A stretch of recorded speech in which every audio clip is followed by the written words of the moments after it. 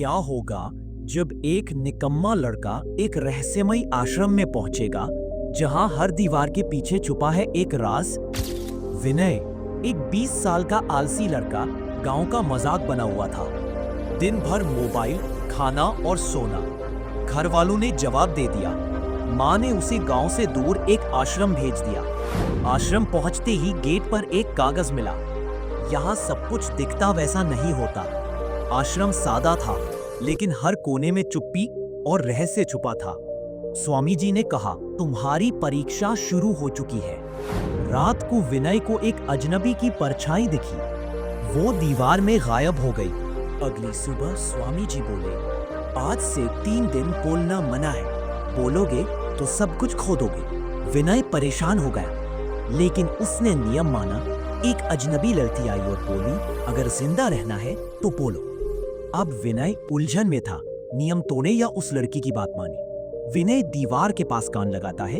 एक धीमी आवाज आती है, यहाँ कोई बंद है, मदद करो। वो सोचता है ये उसका वहन है या कुछ और। वो दीवार ठोकता है। अचानक दरारें पड़ती हैं। उसके पीछे एक अंधेरा गड्ढा। स्वामी जी बोले, आज की परीक्षा है, आंखों पर पट्टी और जंगल में चलना। विनय डरते हुए पट्टी बांधता है और जंगल में जाता है। चलते चलते एक सांप उसकी गर्दन से लिपट जाता है, मगर वो चीखता नहीं।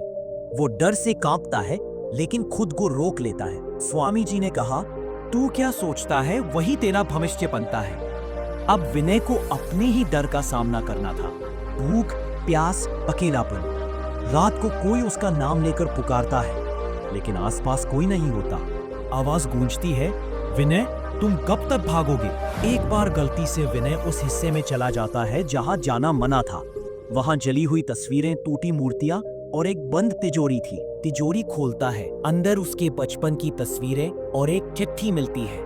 अगर ये पढ़ रहे हो तो शायद तुम अब तक जिंदा नहीं हो। अब स्वामी जी बोले, ये तुम्हारा आखिरी इम्तिहान है। या तो खुद को बदलो या वही बनो जो पहले थे, एक निकम्मा। विनय 3 दिन तक बिना खाना पानी नींद के ध्यान करता है।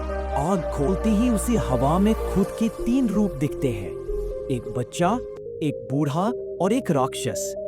वो समझता है हर रूप उसका ही हिस्सा है। 15 दिन बाद विनय बदल चुका था। अब वो गुस्से पर काबू रखता है, सुबह उठता है, लोगों की मदद करता है। वो गांव लौटता है, लेकिन उसका घर अब कोई और चला रहा था। दरवाजा कोई अनजान आदमी खोलता है, तुम कौन? स्वामी जी की चिट्ठी मिलती है। इस दुनिया में हर कोई 2 बार जन्म लेता है, एक शरीर से, दूसरा आत्मा से। आज तुमने जन्म लिया है।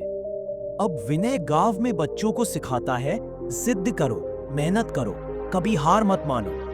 क्या आप भी विनय की तरह खुद को बदल सकते हैं? लाइक कीजिए अगर कहानी ने आपके दिल को छू लिया। कमेंट कीजिए अगर आप भी एक नए सफर पर निकलना चाहते हैं। और सब्सक्राइब कीजिए जिद जोन YT, जहां हर कहानी है एक जिद।